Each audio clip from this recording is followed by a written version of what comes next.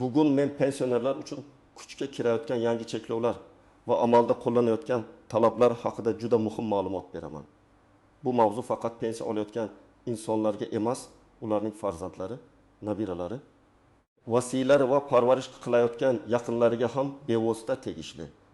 Chunki bitta hujjat vaqtida topshirilmasa, bitta ma'lumot yashirilsa yoki bitta qoida noto'g'ri tushunilsa, pensiya to'lovi kechikishi, vaqtincha to'xtatilishi yoki ortiqcha to'langan pulni qaytarish talabi paydo bo'lishi mumkin.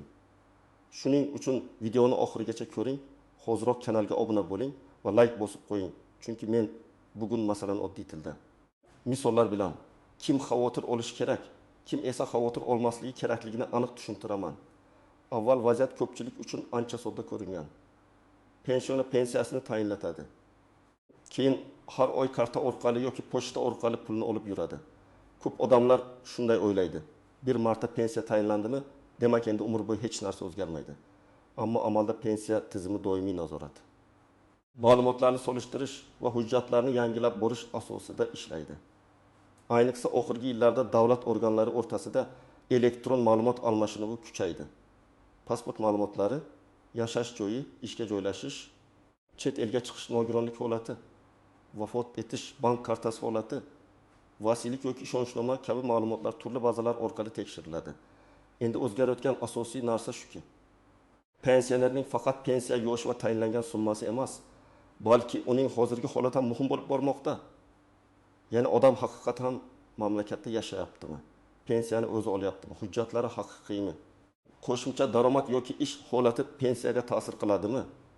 Belgilangan imtiyozga haqlimi? Shular tekshiriladi. Men buni qo'rqitish uchun aytmayapman. Aksincha qoidalarni bilgan pensioner xotirjam yuradi. Bilmagan pensioner esa oddiy xato sababli ovora bo'lib qolishi mumkin. Eng ko'p uchraydigan cheklovlar va nazoratlar bir necha yo'nalishga bo'linadi. Birinchisi hujjat va shaxsni tasdiqlash bilan bog'liq cheklovlar. Ikkinchisi pensiyani olish tartibi, bank kartasi, ishonchnoma va tiriklikni tasdiqlash bilan bog'liq talablar. Uchinchisi boshqa hududga ko'chish yoki chet elda uzoq muddat bo'lish holatlari.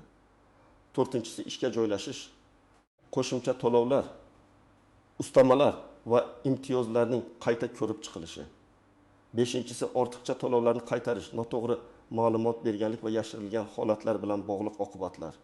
Men eng avval kimlar alohida e'tiborli bo'lish kerakligini tushuntiraman. Agar siz oddiy yoshga doir pensiya olayotgan bo'lsangiz, har oy pulingiz kartaga tushayotgan bo'lsa, yashash joyingiz o'zgarmagan bo'lsa, hujjatlaringiz tartibda bo'lsa va pensiyani o'zingiz ishlatayotgan bo'lsangiz, odatda katta xavotirga asos yo'q. Lekin bu umuman hech narsa qilmaslik kerak degani emas. Siz baribir pasport yoki ID karta muddati, bank kartasi holati, telefon raqamingiz va pensiya jamg'armasidagi ma'lumotlar mosligini tekshirib turishingiz kerak. Masalan, bir pensioner ayolning kartasi muddati tugagan bo'ladi. U buni sezmaydi.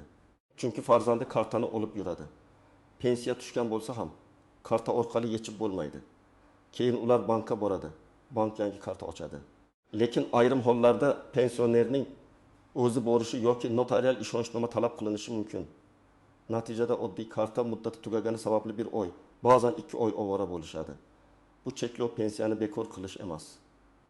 Lekin pulga vaqtida ega bo'lishga to'sqinlik qiladi. Yana bir misol, 72 yoshli otaxon pensiyani pochta orqali olib kelishga o'rgangan. Keyin u bir necha oy qizining uyida yashab turadi. Ro'yxatdagi manzilida esa bo'lmaydi. Pochta xodimi keladi. Pensionerni topolmaydi, qayd qiladi. Agar bu holat takrorlansa, pensiya to'lovi bo'yicha aniqlashtirish boshlanishi mumkin. Bu yerda muammo shundaki, davlat pensioner haqiqatan ham tirikmi? Manzilda yashayaptimi? Pensiyani o'zi olyaptimi? degan savollarga javob izlaydi. Shuning uchun manzil o'zgarsa yoki uzoq muddat boshqa joyda yashasangiz, buni vaqtida rasmiylashtirish muhim. Ishlayotgan pensionerlar ham alohida e'tiborli bo'lishi kerak. Ko'pchilik men pensiya yoshidaman, ishlasam ham pensiyamga tegmaydi deb o'ylaydi. Ko'p hollarda yoshga doir pensiyani olish davom etadi.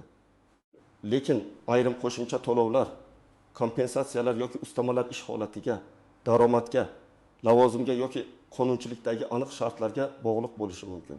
Shuning uchun men har doim shuni maslahat beraman. Ishga kirganingizda mehnat shartnomasi rasmiy tuzilganida yoki o'zingizni yakka tartibdagi faoliyat sifatida ro'yxatdan o'tkazganingizda pensiyangizga ta'sir qiladigan imtiyozlar bor yo'qligini tekshiring. Oddiy misol keltiraman. Pensioni 2 million 400 ming so'm pensiya oladi. Bundan tashqari muayyan toifa bo'yicha qo'shimcha ustama yoki kompensatsiya olayotgan bo'lishi mumkin. U yarim stavkaga ishga kiradi va buni mayda daromad deb hisoblaydi. Lekin elektron tizimda ishga kirgani ko'rinadi. Agar uning olayotgan qo'shimcha to'lovi aynan ishlamaslik sharti bilan berilgan bo'lsa, keyin ortiqcha to'langan oylar hisoblab chiqiladi. Masalan, har oy 300 ming so'mdan tekis oy davomida noto'g'ri to'langan bo'lsa, 2 million 400 ming so'm qaytarish masalasi chiqishi mumkin. Odam uchun bu katta yuk bo'ladi. Ayniqsa u pulni allaqachon dori-darmon yoki oziq-ovqatga ishlatib yuborgan bo'lsa, nogironlik pensiyasi yoki nogironlik nafaqasi olayotganlar uchun ham nazorat kuchliroq bo'ladi. Chunki bu to'lovlar tibbiy xulosa. Nogironlik guruhi qayta ko'rik muddati va sog'liq holati bilan bog'liq. Agar tibbiy komissiyadan qayta o'tish muddati kelgan bo'lsa, uni o'tkazib yubormaslik kerak. Ba'zi odamlar men oldin nogironlik olganman, endi o'z-o'zidan davom etadi deb o'ylaydi. Ammo ayrim hollarda nogironlik muddati belgilangan bo'ladi. Muddati tugasa, tizim to'lovni to'xtatish yoki aniqlashtirish talab qilishi mumkin. Bunda yana bitta muhim nuqta bor. Agar pensionerning ahvoli og'ir bo'lsa, u o'zi idoraga bora olmasa, yaqinlari oldindan harakat qilishi kerak. Shifokor ma'lumotnomasi, tibbiy ko'rik hujjatlari, vasiylik yoki ishonchnoma masalalari tayyor bo'lishi lozim. Odam yurmayapti, shuning uchun bora olmadi degan holat insoniy jihatdan tushunarli, lekin rasmiy tizim baribir hujjat so'raydi. Men shu sababli har bir oilaga pensionerning asosiy hujjatlarini bitta papkada saqlashni tavsiya qilaman. Pasport yoki ID karta nusxasi, pensiya hujjatlari, bank rekvizitlari, tibbiy xulosalar, ishonchnoma, telefon raqamlari, oxirgi arizalar nusxasi. Chet elga chiqish masalasi ham ko'p savol tug'diradi. Pensioner farzandlari yoniga bir necha oyga ketishi mumkin. Ba'zan davolanish uchun, ba'zan nabiralarga qarash uchun, ba'zan doimiy yashashga ketadi. Bu holatda eng katta xato shuki, odamlar chet elga chiqishni oddiy safar deb ko'radi. Lekin pensiya to'lov nuqtai nazaridan uzoq muddatli yo'qlik va doimiy yashash masalasi muhim bo'lishi mumkin. Agar pensioner mamlakat tashqarisida uzoq bo'lsa, tiriklikni tasdiqlash, vakil orqali pensiya olish, bank kartasidan foydalanish va doimiy yashash manzili haqida savollar paydo bo'ladi. Masalan, ona Rossiyadagi o'g'linikiga 6 oyga ketdi. Pensiya kartaga tushishda davom etdi. Kartani esa O'zbekistonda kelin ishlatdi. Ona rozi bo'lgan bo'lishi mumkin, lekin rasmiy jihatdan savol paydo bo'ladi. Pensiyani pensionerning o'zi olyaptimi? Ishonchnoma bormi? U tirikligini tasdiqlaganmi? Chet elda doimiy yashashga ketmaganmi? Agar bank operatsiyalari shubhali ko'rinsa yoki ma'lumotlar mos kelmasa, aniqlashtirish bo'lishi tabiiy. Shuning uchun chet elga uzoq muddat ketadigan pensioner ishonchnoma konsullik orqali tasdiqlash yoki pensiya jamg'armasiga murojaat qilish tartibini oldindan bilib olish kerak. Kimlar xavotir olmasligi mumkin? Agar sizning hujjatlaringiz yangilangan, pensiya tayinlanish qonuniy asosda rasmiylashtirilgan, yashash joyingiz aniq, bank kartangiz faol, siz pensiyani o'zingiz olayotgan bo'lsangiz va hech qanday imtiyozni noto'g'ri olish holati bo'lmasa, bu cheklovlar sizni jazolash uchun emas. Ular asosan tizimdagi suiiste'mollarni kamaytirish. Vafot etgan odam nomiga pul olinishi, soxta ishonchnomalar, noto'g'ri ma'lumot bilan ustama olish, muddat o'tgan hujjat bilan to'lov davom etish kabi holatlarni oldini olish uchun qo'llanadi. Endi istisnolar va ko'pchilik sezmaydigan nozik jihatlarga o'tamiz. Birinchi nozik jihat, pensiya to'xtatilishi har doim pensiyadan mahrum bo'lish degani emas. Ba'zan to'lov vaqtincha ushlab turiladi. Chunki tizim qo'shimcha ma'lumot kutadi. Masalan, shaxsni tasdiqlash kerak bo'ladi. Bank ma'lumotlari yangilanadi, manzil bo'yicha aniqlashtirish qilinadi yoki tibbiy ko'rik natijasi kiritilmagan bo'ladi. Agar hujjatlar to'g'ri topshirilsa, ko'pincha to'lov qayta tiklanadi va tegishli davr uchun pul berilishi mumkin. Lekin bu jarayon vaqt oladi. Shuning uchun oldindan harakat qilish eng oqilona yo'l. Ikkinchi nozik jihat, ishonchnoma bilan pensiya olish. Keksa odamlar ko'pincha farzandiga yoki qarindoshiga ishonchnoma beradi. Bu qonuniy yo'l bo'lishi mumkin, lekin ishonchnomaning muddati, mazmuni va vakolatlari aniq yozilgan bo'lishi kerak. Faqat ishlarimni yuritsin degan umumiy jumla ba'zan yetarli bo'lmasligi mumkin. Pensiya olish bank kartasini boshqarish, ariza topshirish, ma'lumot olish, hujjatlarni imzolash kabi vakolatlar alohida ko'rsatilgani yaxshi. Muddati tugagan ishonchnoma bilan pensiya olishga urinish muammo keltirib chiqaradi. 3-nozik jihat bank kartasini boshqa odam ishlatishi. Oilada bu oddiy ko'rinadi. Ota kartani o'g'liga beradi, ona kartani qiziga beradi. Nabira bankomatdan pul yechib keladi. Agar bular pensionerning roziligi bilan bo'lsa, oilaviy munosabatda muammo yo'qdek. Lekin rasmiy tomondan karta egasining o'zi ishonchli vakil va pulning maqsadli ishlatilishi masalasi bor. Ayniqsa pensioner kasal bo'lsa, yotoqda bo'lsa yoki aqliy holati zaiflashgan bo'lsa, kelajakda qarindoshlar o'rtasida nizo chiqishi mumkin. Kimdir pensioner pulini o'zi olmagan, pullar boshqa odam tomonidan sarflangan deb shikoyat qilsa, tekshiruv boshlanishi ehtimoli bor. Shu sababli oilada hamma narsani yozma va tartibli qilish kerak. 4-nozik jihat ortiqcha to'lovlar. Ko'p odamlar shunday deydi. Agar davlat o'zi pul o'tkazgan bo'lsa, men nimaga qaytaraman? Lekin qonunchilikda noto'g'ri ma'lumot, yashirilgan holat yoki hujjatning o'z vaqtida yangilanmagani sababli ortiqcha to'lov bo'lsa, uni qaytarish talabi qo'yilishi mumkin. Bu yerda niyat har doim ham qasddan bo'lmaydi. Ba'zan odam bilmagan, tushunmagan, vaqtida xabar bermagan bo'ladi. Ammo bilmaslik har doim javobgarlikdan ozod qilmaydi. Shuning uchun men doim aytaman, pensiyaga ta'sir qilishi mumkin bo'lgan har qanday o'zgarishni yashirmang. 5-nozik jihat vafot etgan pensionerning pensiyasi. Bu juda og'ir, lekin amaliyotda uchraydigan masala.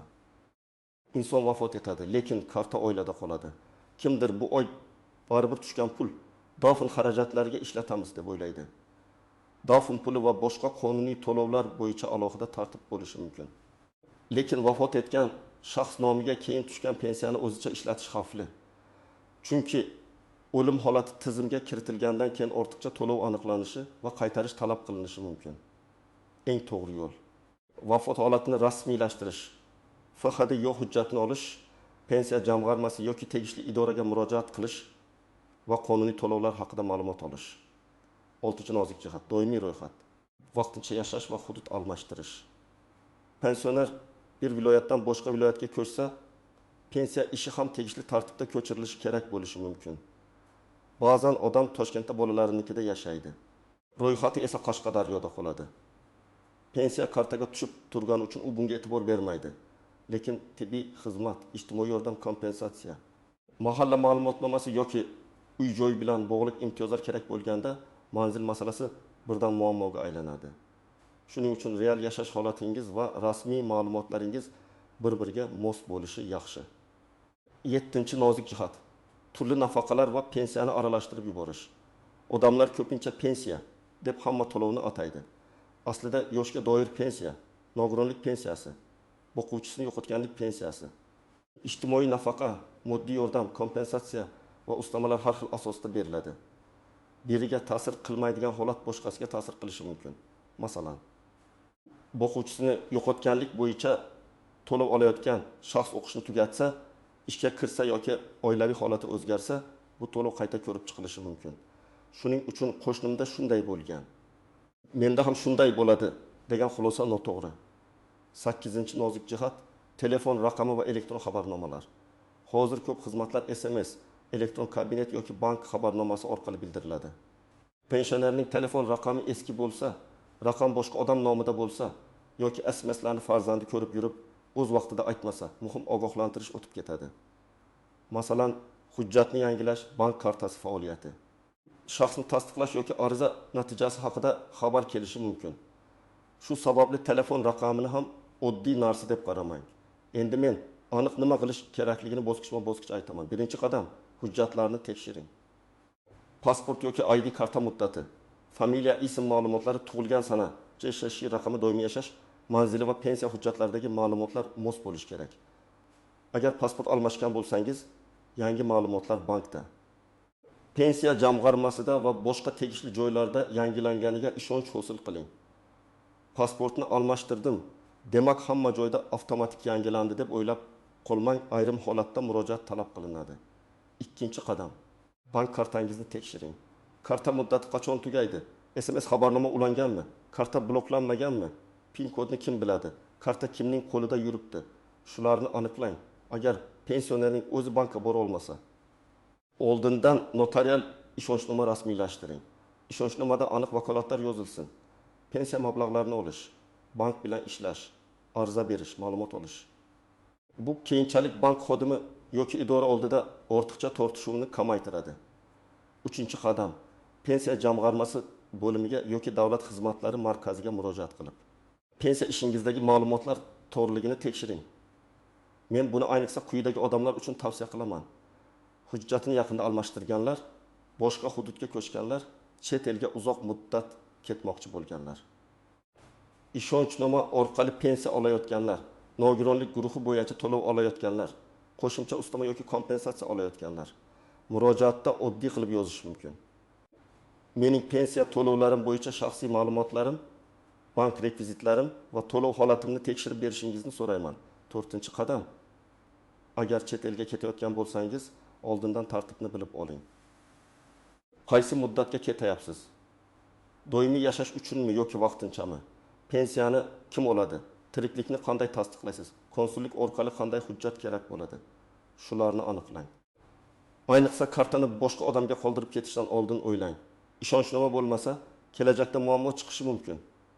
Agar siz chet elda bo'lsangiz va pensiya bo'yicha xat yoki talab kelsa, uni e'tiborsiz qoldirmang. Yaqqol javob bermaslik to'lovning to'xtatilishiga olib kelishi mumkin.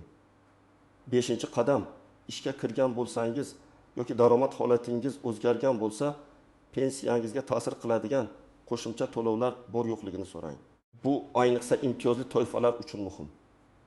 Masalan, yolg'iz pensioner sifatida qo'shimcha yordam olayotgan odamning uyida doimiy parvarish qiluvchi yoki ro'yxatdagi oila a'zolari bo'yicha holat o'zgarsa, bu yordam qayta ko'rib chiqilishi mumkin. Yoki nogironlik bo'yicha to'lov olayotgan odamning tibbiy guruhi o'zgarsa, to'lov miqdori ham o'zgarishi mumkin. 6-qadam. Barcha murojaatlaringizdan nusxa saqlang. Ariza topshirsangiz, qabul qilingan sanasi, raqami, kim qabul qilgani yoki elektron tasdiqni saqlab qo'ying. Telefon orqali aytilgan gap yaxshi, lekin hujjatli tasdiq undan ham yaxshi. Agar keyin siz vaqtida murojaat qilmagansiz deyilsa, qo'lingizda dalil bo'ladi. Bu oddiy odat pensionerni ko'p asabiylashishdan saqlaydi.